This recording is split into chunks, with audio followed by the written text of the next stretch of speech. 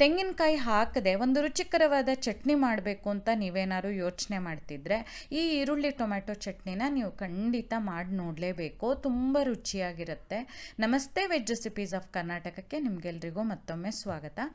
ಮೊದಲಿಗೆ ಒಂದು ಬಾಣಲೆನಲ್ಲಿ 1 ಟೀ ಚಮಚ ಎಣ್ಣೆ ಬಿಸಿ ಮಾಡಿ, 2 ಒಣಮೆಣಸಿನಕಾಯಿ, 1 ಟೇಬಲ್ ಚಮಚ ಕಡಲೆಬೇಳೆ, 1 ಟೇಬಲ್ ಚಮಚ ಉದ್ದಿನಬೇಳೆನ ತಗೊಂಡು ಬೇಳೆ ಎಲ್ಲ ಒಂದು ಸ್ವಲ್ಪ ಹೊಂಬಣ್ಣ ಬರಬೇಕು ಅಲ್ಲಿವರೆಗೆ ಹುರಿಬೇಕು. ಸಣ್ಣ ಉರಿಯಲ್ಲಿ ಈ ರೀತಿ ಹುರಿದ್ರೆ ಸರಿಯಾಗುತ್ತೆ. ಒಣಮೆಣಸಿನ್ಕಾಯಿ ನಿಮ್ಮ ಖಾರಕ್ಕೆ ಎಷ್ಟು ಬೇಕೋ ಅಷ್ಟು ನೋಡಿಕೊಂಡು ಹಾಕ್ಕೊಳ್ಳಿ. ಬೇಳೆ ಎಲ್ಲ ಹೊಂಬಣ್ಣಕ್ಕೆ ತಿರುಗಿದ ಮೇಲೆ 2ರಿಂದ 3 ಎಸಳು ಬೆಳ್ಳುಳ್ಳಿ ಸಿಪ್ಪೆ ತೆಗೆದು ಹೆಚ್ಚಿಟ್ಟಿದ್ದೆ, 1 ದೊಡ್ಡ ಗಾತ್ರದ ಈರುಳ್ಳಿ ಹೆಚ್ಚಿರೋದು, ಹಾಗೆ ಒಂದು ಸ್ವಲ್ಪ ಕೊತ್ತಂಬರಿ ಸೊಪ್ಪು. ಇದಿಷ್ಟು ಪದಾರ್ಥಗಳನ್ನು ಸೇರಿಸಿ ಈರುಳ್ಳಿ ಎಲ್ಲ ಒಂದು ಸ್ವಲ್ಪ ಮೆತ್ತಗಾಗಬೇಕು, ಬಣ್ಣ ಒಂದು ಸ್ವಲ್ಪ ಹೀಗೆ ಬದಲಾಗಬೇಕು, ಅಲ್ಲಿವರೆಗೆ ಹುರಿಬೇಕು. ಇಷ್ಟಾದಮೇಲೆ ಇದಕ್ಕೆ ಈಗ 3 ಮಧ್ಯಮ ಗಾತ್ರದ ಟೊಮ್ಯಾಟೊ ಹೆಚ್ಚಿಟ್ಕೊಂಡಿದ್ದನ್ನು ಹಾಕ್ತಾ ಇದ್ದೀನಿ.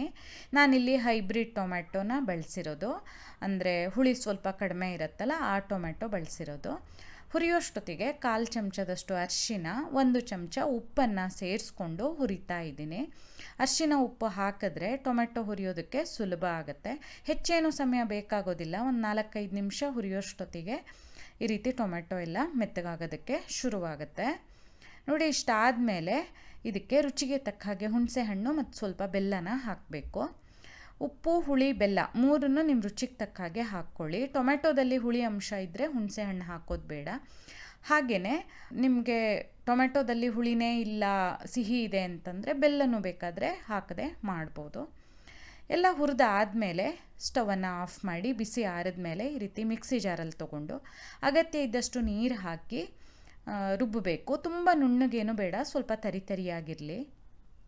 ನನ್ನ ಈ ಹೊಸ ಅಗರೋ ಪರ್ಸ್ನಲ್ ಬ್ಲೆಂಡರ್ ಇದೆಯಲ್ಲ, ಇದರಲ್ಲಿ ಏನೆಲ್ಲ ಗ್ರೈಂಡ್ ಮಾಡ್ಬೋದು, ಏನೆಲ್ಲ ಮಾಡ್ಬೋದು ಅಂತ ಒಬ್ಬರು ವೀಕ್ಷಕರು ಕೇಳಿದರು. ಇದನ್ನು ಮಿಕ್ಸಿ ಥರನೇ ಬಳಸ್ಬೋದು, ಸ್ವಲ್ಪ ಪ್ರಮಾಣಕ್ಕೆ ಬಹಳ ಉಪಯೋಗ ಆಗುತ್ತೆ.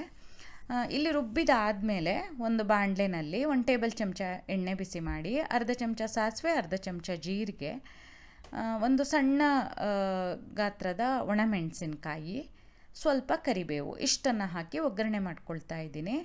ನಾನು ಸ್ಟವನ್ನು ಆಫ್ ಮಾಡಿದೆ. ಸ್ಟೀಲ್ ಬಾಣಲೆ ಎಲ್ಲ ಸಿಡಿದು ಬಿಡುತ್ತೆ, ಅದಕ್ಕೋಸ್ಕರ ಸ್ಟವ್ ಆಫ್ ಮಾಡಿ ಬಿಸಿ ಸ್ವಲ್ಪ ಕಡಿಮೆ ಆದಮೇಲೆ ಈಗಾಗಲೇ ರುಬ್ಬಿಟ್ಕೊಂಡಿದ್ವಲ್ಲ ಆ ಮಿಶ್ರಣನ ಹಾಕಿ ಒಂದು ಸ್ವಲ್ಪ ನೀರನ್ನು ಹಾಕಿ ಪುನಃ ಸ್ಟವನ್ನು ಆನ್ ಮಾಡಿ ಇದನ್ನು ಈಗ ಒಂದು 2 ನಿಮಿಷ ಕುದಿಸ್ಬೇಕು.